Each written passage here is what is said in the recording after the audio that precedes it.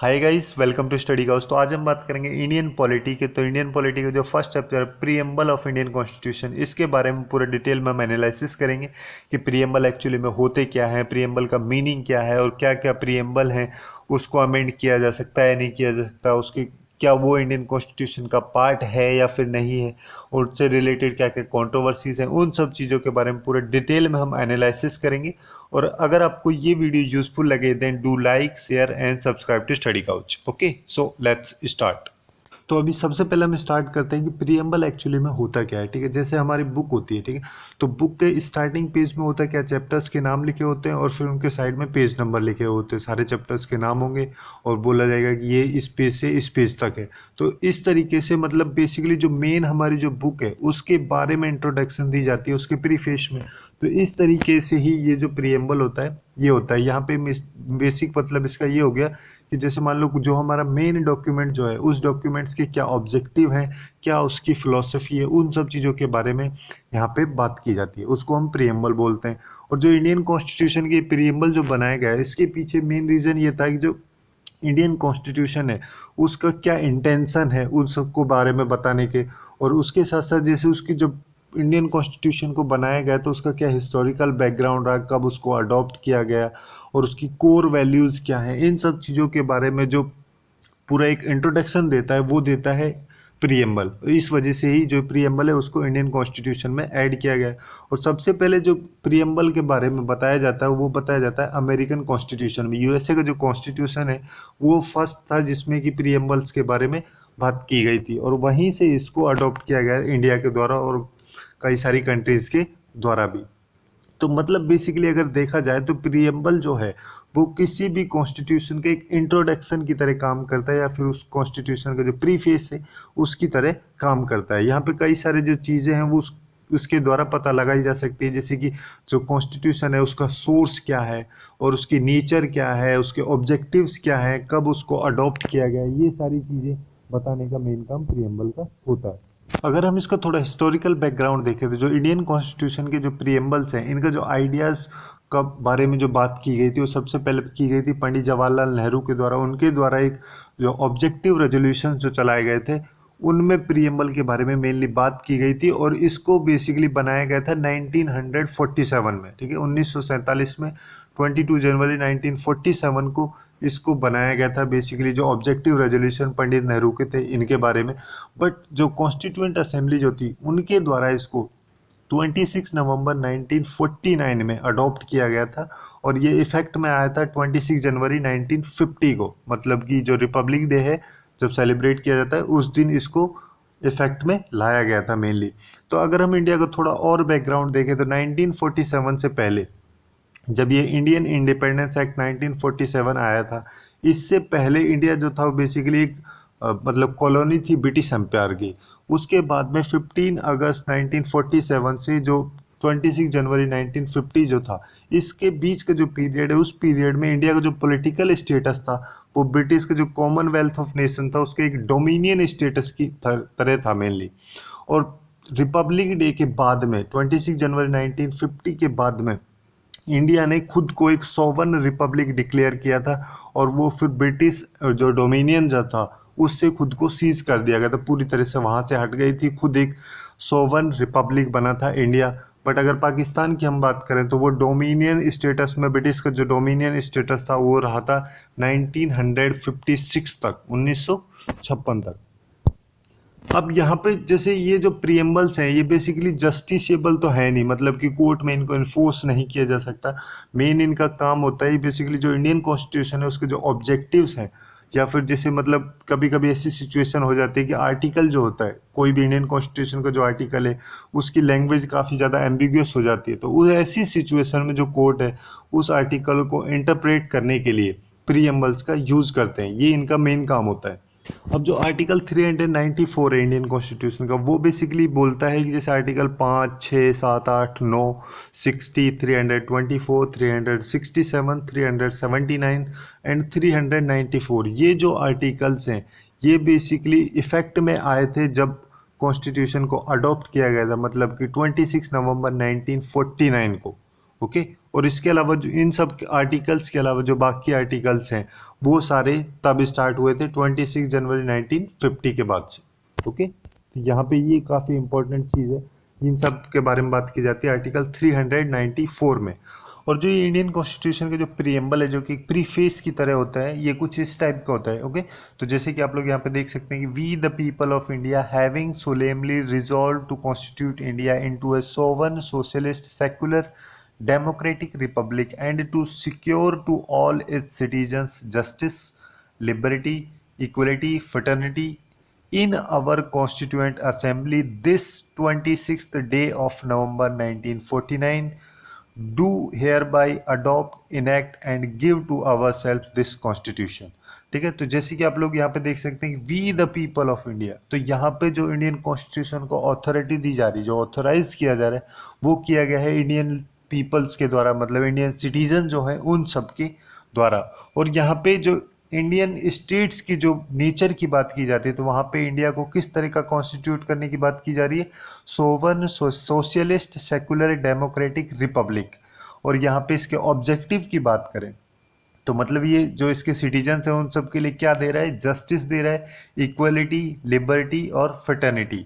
और इसका जो फोर्थ ऑब्जेक्टिव होता है प्रीएम्बल का, वो अडॉप्शन। तो इसको अडॉप्ट किया गया 26 नवंबर 1949। तो इन मेन चार चीज़ों के बारे में प्रीएम्बल में बताया जाता है। अब ये इनका जो सीक्वेंस है, जैसे कि सोवन सोशलिस्ट सेकुलर डेमोक्रेटिक रिपब्लिक, ये काफ़ी ज़्यादा इंपॉर्टेंट है, कभी कभी पूछ लिए जाते हैं इस तरीके से। तो आपको बस 2-3 बार इसको लिख के प्रैक्टिस करना है, ऑटोमेटिकली ये आपके याद हो जाएगा। ओके, और इसका जो प्रीएम्बल का जो पेज है और इसके साथ साथ जैसे जो हमारा ओरिजिनल इंडियन कॉन्स्टिट्यूशन है उसके जो पेजेस हैं उन सबको डिज़ाइन और डेकोरेट किया गया था ब्योहर राम मनोहर सिन्हा के द्वारा, और उनके साथ में थे एक आचार्य नंदलाल बोस। ओके, इन दोनों के द्वारा इसको डिज़ाइन और डेकोरेट किया गया था। और इसकी जो कैलीग्राफी है वो की गई थी प्रेम बिहारी नारायण रैजदा के द्वारा। अब एक एक करके सारे वर्ड्स को हम समझते हैं। जैसे कि सबसे पहले है सोवन। सोवन मतलब यहाँ पे बेसिकली ये बात की जा रही है कि इंडिया जो है वो किसी और कंट्री पे डिपेंडेंट नहीं है, किसी और कंट्री के साथ में उसका डोमिनियन स्टेटस नहीं है, वो खुद एक इंडिपेंडेंट स्टेट है। यहाँ पे जो सोवनिटी है वो मतलब कि जो सुप्रीम और अल्टीमेट पावर जो है उसके बारे में बात की जाती है। अब जो ये बेसिकली सोवनिटी होती है, जैसे मोनार्कीज वगैरह जो हो गई, वहाँ पे जो मेन सोवर्निटी की जो पावर होगी वो वेस्ट होती है, जो मोनार्क होता है, जो किंग या फिर क्वीन जो होती है उसके पास में। बट जो रिपब्लिकन टाइप की जो गवर्नमेंट होती है उन सब में जो पावर होती है, मेन सोवर्निटी की जो पावर होती है, वो बेसिकली जो लोगों के द्वारा जो रिप्रेजेंटेटिव इलेक्ट किए जाते हैं उनकी तरफ में होती है। और यहाँ पे जो कोई भी अथॉरिटी जो है वो इंडिया के ऊपर नहीं है, मतलब बेसिकली इंडिया के जो भी अफेयर्स हैं, जैसे मान लो जो भी उसका इंटरनल अफेयर है या फिर जो भी एक्सटर्नल अफेयर है, उन सबको वो फ्रीली कंडक्ट कर सकता है। तो यहाँ पे जो सोवर्निटी होती है वो बेसिकली दो एस्पेक्ट में हम उसको देखते हैं, जैसे कि इंटरनल और एक्सटर्नल। तो एक्सटर्नल सोवर्निटी बोलते हैं या फिर हम उसको sovereignty and in international laws भी बोल सकते हैं। तो यहाँ पे मतलब कोई और कंट्री के द्वारा उसको गवर्न नहीं किया जा रहा है, हेड नहीं किया जा रहा है, तो मतलब इस तरीके की जो सिचुएशन नहीं हो रही है, तो उसको हम बोलते हैं एक्सटर्नल सोवर्निटी।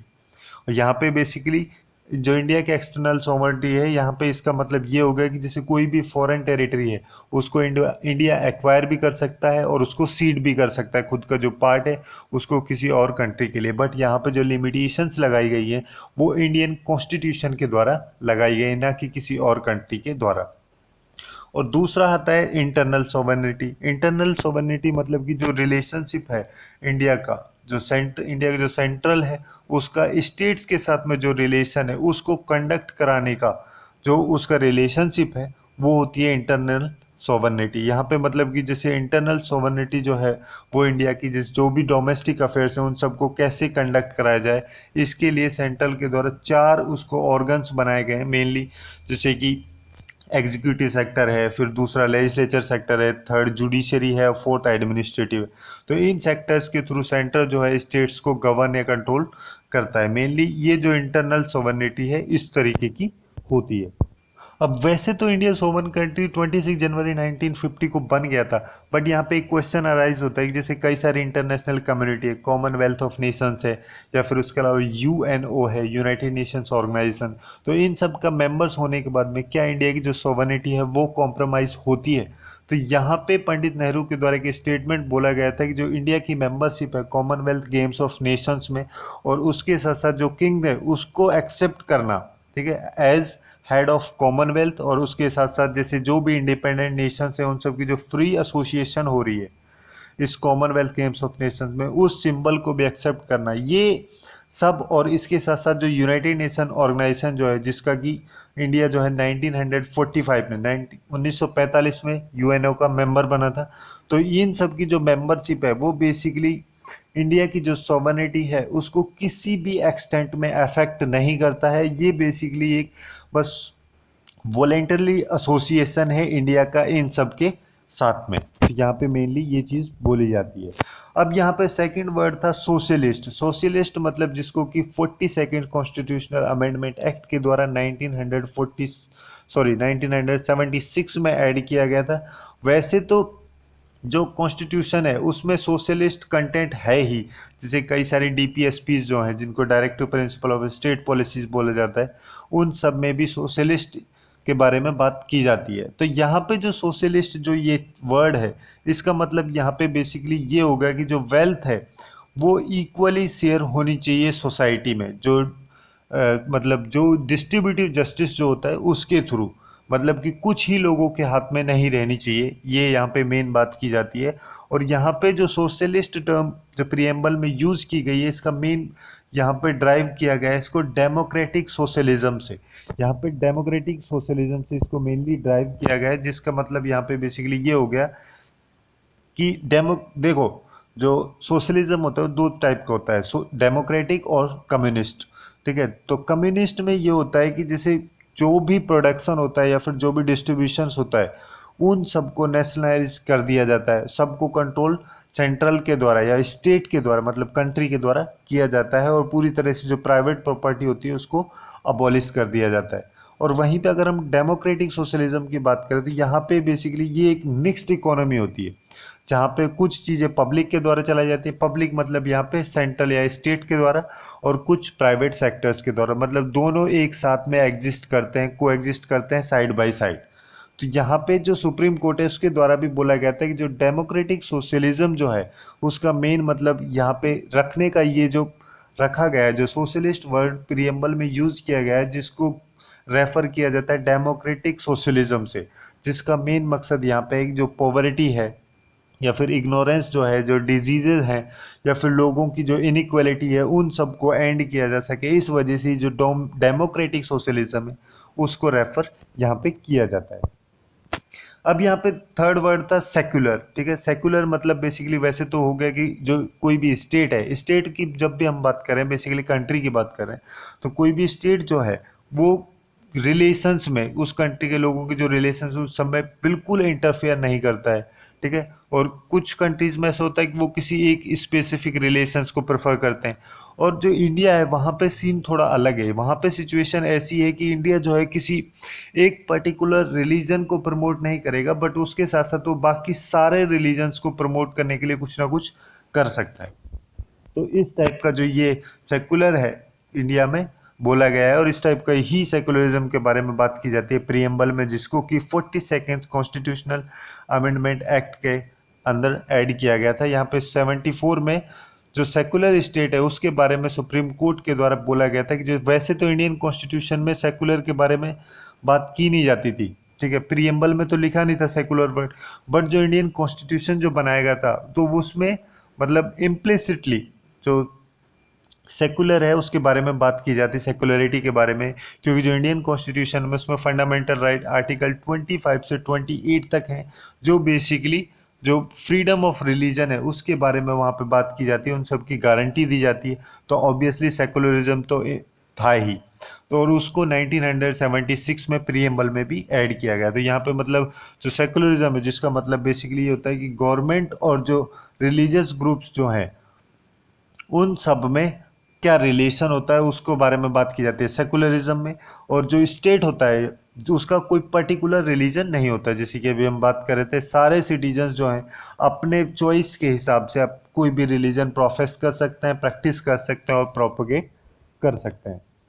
अब अगर हम डेमोक्रेटिक की बात करें तो डेमोक्रेसी जो होती है बेसिकली दो टाइप की होती है। ओके, इन डायरेक्ट डेमोक्रेसी और इनडायरेक्ट डेमोक्रेसी। तो डायरेक्ट डेमोक्रेसी में होता क्या है कि जैसे जो भी सुप्रीम पावर होती है वो लोगों के द्वारा एक्सरसाइज की जाती है डायरेक्टली। ठीक है, जैसे कि स्विट्जरलैंड का केस है। और ये जो डायरेक्ट डेमोक्रेसी, इसमें चार मेन डिवाइस होते हैं, जैसे कि रेफरेंडम हो गया, इनिशिएटिव हो गया, रिकॉल हो गया और प्लेबिसाइट हो गया। तो एक एक करके इनके बारे में अगर हम देखें तो जैसे रेफरेंडम जो है वो बेसिकली एक प्रोसीजर होता है। इसमें कोई भी जो लेजिस्लेशन होता है उसको एक प्रपोज किया जाता है और जो वहाँ के लोग होते हैं उनके द्वारा उसको डायरेक्टली उस पर वोट किया जाता है, तब जाके उसका सेटलमेंट होता है। ओके, और इनिशिएटिव जो होता है वो बेसिकली एक मेथड होता है, ठीक है, जिससे कि जो लोग हैं वो बेसिकली कोई भी जो एक बिल है उसको प्रपोज कर सकें लेजिस्लेचर के लिए और फिर बाद में उसको इनेक्ट किया जा सके। ये एक इनिशिएटिव हो गया, मतलब कि जो लोग हैं वो उनके द्वारा बिल को प्रपोज किया जाता है लेजिस्लेचर के लिए।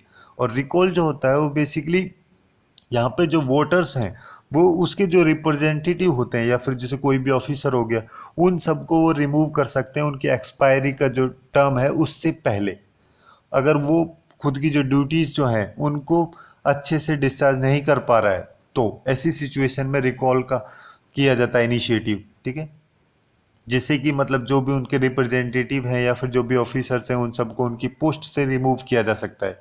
और फोर्थ होता है प्लेबिसाइड। इसमें बेसिकली ये होता है कि जैसे कोई भी कंट्री है जिसके अंदर डायरेक्ट डेमोक्रेसी है, वहाँ पे बेसिकली वहाँ के लोगों का जो ओपिनियन लिया जाता है किसी भी पब्लिक इम्पोर्टेंस के मैटर पे।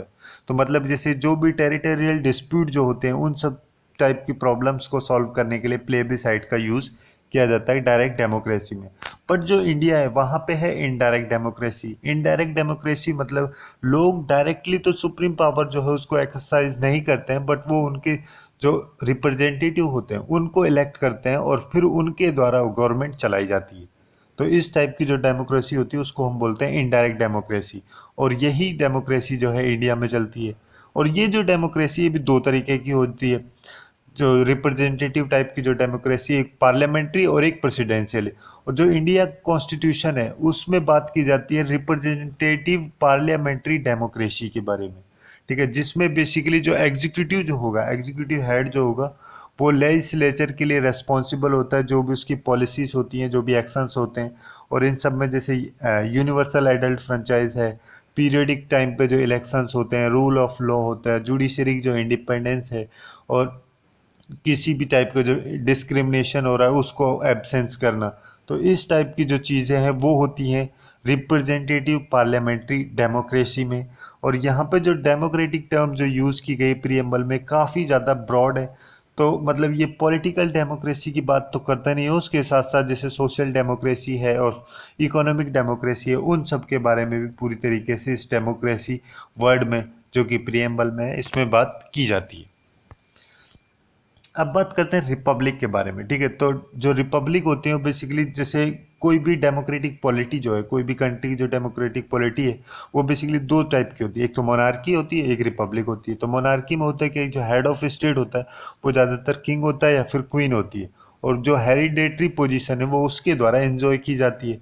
और उसके सक्सेशन के बाद में वहाँ पे वो चलता रहता है, वैसा ही सीन मोनार्क एक के बाद दूसरा आता रहता है, जैसे ब्रिटेन की सिचुएशन है। और रिपब्लिक जो होता है वहाँ पे बेसिकली जो हेड ऑफ स्टेट होता है उसको या तो डायरेक्टली या फिर इनडायरेक्टली इलेक्ट किया जाता है किसी फिक्स पीरियड के लिए। जैसे यूएसए है, इंडिया की सिचुएशन भी वैसी है कुछ। जैसे जो ये प्रियम्बल है यहाँ पे जो रिपब्लिक है यहाँ पे बेसिकली ये बोला गया है कि इंडिया जो है उसका खुद का जो हेड होगा उसको प्रेसिडेंट बोला जाएगा, जिसको इनडायरेक्टली इलेक्ट किया जाएगा 5 साल के पीरियड के लिए। और उसके साथ साथ में रिपब्लिक जो है यहाँ पे इसका दो और मीनिंग निकल सकते हैं। एक जैसे कि जो पॉलिटिकल सॉवरेनिटी है उसकी जो पावर है वो लोगों में है, किसी सिंगल इंडिविजुअल में नहीं है, जैसे किंग वगैरह या क्वीन वगैरह में नहीं है। और उसके साथ साथ जैसे जो भी प्रिविलेज्ड क्लास जो है, प्रिविलेज क्लास जैसे कि जो भी हाई क्लास हैं उन सबको एब्सेंट किया जाए। और जो भी पब्लिक ऑफिसेस जो हैं उन सबको सारे सिटीजन्स के लिए बिना किसी डिस्क्रिमिनेशन के सारे सिटीजन्स के लिए ओपन किया जाए। तो इस टाइप की जो डेमोक्रेसी है वो है इंडिया में, इस टाइप का रिपब्लिक कंट्री है।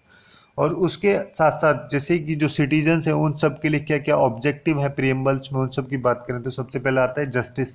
जस्टिस जो है बेसिकली काफ़ी ज़रूरी, वैसे तो है ही सोसाइटी को मेंटेन रखने के लिए, सोसाइटी में ऑर्डर को मेंटेन रखने के लिए, और जो कि फंडामेंटल राइट्स के थ्रू, डीपीएसपीस के थ्रू इंडियन कॉन्स्टिट्यूशन में बताया जाता है। और ये जो प्रियम्बल है यहाँ पे तीन टाइप के जस्टिस की बात की जाती है, सोशल जस्टिस, इकोनॉमिक जस्टिस और पॉलिटिकल जस्टिस, जिससे कि जो उसके सिटीजन्स हैं उनको इक्वलिटी इंश्योर की जा सके। तो सोशल जस्टिस मतलब बेसिकली यहाँ पे ये हो गया कि जैसे जो भी सोशली प्रिविलेज क्लास हैं सोसाइटी में, उन सबको धीरे धीरे ख़त्म करना। उसके साथ साथ जैसे कोई भी सिटीजन्स जो हैं उन सब में कास्ट के, कलर के, रिलीजन के, जेंडर और प्लेस ऑफ बर्थ के अगेंस्ट में के बेसिस पे उनका कोई डिस्क्रिमिनेशन ना हो, इस टाइप का जो जस्टिस होता है, जो इन सब चीज़ों को दिलाता है, उसको बोलते हैं हम सोशल जस्टिस।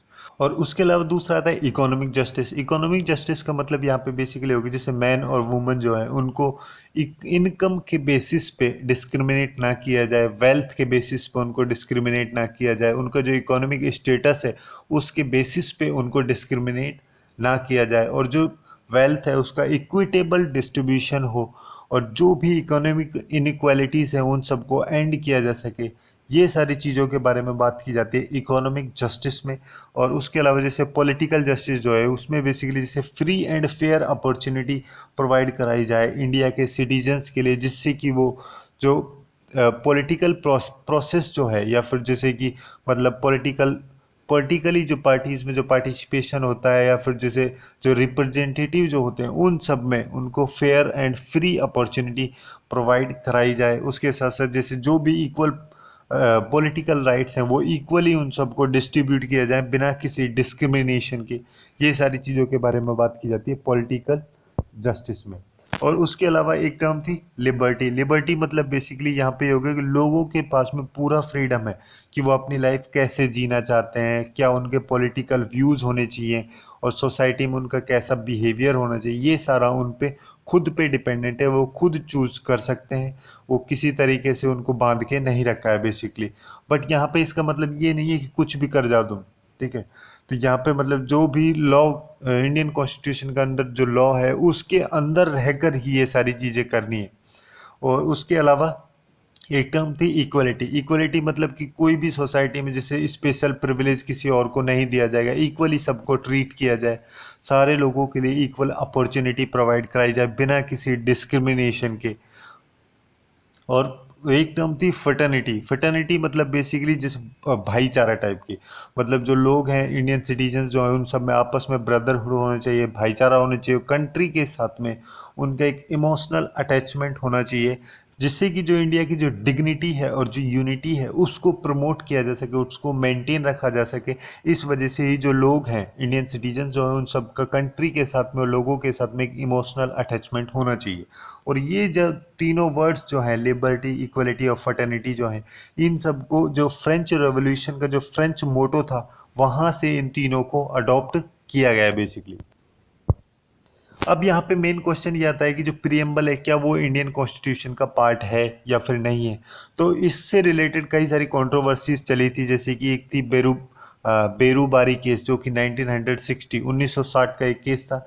इसमें सुप्रीम कोर्ट के द्वारा बोला गया था कि जो प्रियम्बल है वो इंडियन कॉन्स्टिट्यूशन का इंटीग्रल पार्ट नहीं है, इसलिए ही ये कोर्ट में इन्फोर्सेबल भी नहीं है। तो यहाँ पे बेरूबारी जो केस था इसमें बेसिकली हुआ ये था कि जब इंडिया और पाकिस्तान का पार्टीशन हो रहा था और वहाँ पे बाउंड्री को बनाने के लिए जो सर रेड क्लिफ थे उनको असाइन किया गया था, तो उनके द्वारा बेसिकली इंडिया और पाकिस्तान के बीच में जो थानाज जो थे उनके अकॉर्डिंग वो बाउंड्री लाइन वहाँ पे खींची जा रही थी। तो यहाँ पे एक जो थाना था बेसिकली वो थाना था जलपाईगुड़ी में, ठीक है। बेरूबारी जो थाना था जलपाईगुड़ी में था, वेस्ट बंगाल के पास में। तो वहाँ पे बेसिकली जो रेड क्लिफ थे उनके द्वारा उसको तो इंडिया को अवॉर्ड कर दिया गया था इस थाने को, जो बेरूबारी का था। बट इसको ऑफिशियली जो रिटर्न टैक्स था उसमें मेंशन नहीं किया गया था, तो जो पाकिस्तान था उसको एक अपॉर्चुनिटी मिली इस पार्ट को अपने अंदर में लेने के लिए। और तब जाके इंडिया और पाकिस्तान के बीच में एक डिस्प्यूट हुई जिसको सॉल्व किया गया था 1958 में, ओके। 1958 में बेसिकली जो नेहरू नून अग्रीमेंट हुआ था, जो फिरोज शाह नून जो उस टाइम पाकिस्तान के प्राइम मिनिस्टर थे, उन दोनों के बीच में 1958 में एक एग्रीमेंट हुआ था, जिसमें ये बेरूबारी जो बाउंड्री थी इसको सेटल किया गया था। इस एग्रीमेंट में जो बेरूबारी यूनियन की जो टेरिटरी थी उसको डिवाइड कर दिया गया था इक्वली और डिस्ट्रीब्यूट कर लिया गया था दोनों कंट्रीज में, इंडिया और पाकिस्तान में। और यहाँ पे जो वेस्ट बंगाल गवर्नमेंट थी वो इस सब के अगेंस्ट में थी। ओके, तो फिर यहाँ पे काफ़ी ज़्यादा इस चीज स्टेटमेंट का क्रिटिसिज्म हुआ कि यहाँ पे जो इंडिया की सॉवरेनिटी है वो खतरे में है। तो इस वजह से बाद में ये सारा केस जो है सुप्रीम कोर्ट में जाता है, और सुप्रीम कोर्ट के द्वारा यहाँ पे जो बोला गया वो बेसिकली ये बोला गया कि जो आर्टिकल 3 है, ठीक है, इंडियन कॉन्स्टिट्यूशन का जो आर्टिकल 3 है वो बेसिकली पार्लियामेंट को पावर तो देता है कि वो कोई भी स्टेट टेरिटरी जो है उसको डिमिनिश कर सकता है, बट यहाँ पे वो पावर नहीं देता है कि वो किसी टेरिटरी को किसी और कंट्री को दे दे। तो फिर यहाँ पे बेसिकली हुआ ये कि जो पार्लियामेंट है उसके द्वारा एक कॉन्स्टिट्यूशनल अमेंडमेंट की गई, जिसको कि 9th कॉन्स्टिट्यूशनल अमेंडमेंट एक्ट बोलते हैं। उसके अंडर में ये टेरिटरी पाकिस्तान को दी गई थी। तो ये जो 9th कॉन्स्टिट्यूशनल अमेंडमेंट थी ये की गई थी 1960 में, और तभी जाके सुप्रीम कोर्ट के द्वारा ये बोला गया था कि प्रीएम्बल जो है, जो यहाँ पे जो सोवर्निटी की वजह से जो इशू आया था, तो प्रीएम्बल जो है बेसिकली इंडियन कॉन्स्टिट्यूशन का पार्ट नहीं है। तो उसके बाद में एक केस हो रहा था, केशवानंद भारती केस, जो 1973 का है। इसमें जो सुप्रीम कोर्ट है उसके द्वारा जो उसका 1960 का जो बेरूबारी केस का जो डिसीजन था उसको पूरी तरीके से रिजेक्ट कर दिया गया, और यहाँ पे बोला गया कि जो प्रीएम्बल है वो इंडियन कॉन्स्टिट्यूशन का ही पार्ट है, एक इंट्रीगल पार्ट है। जो उसका जो इंडियन कॉन्स्टिट्यूशन है उसका बेसिकली एक इंट्रोडक्टरी पार्ट है यहाँ पे।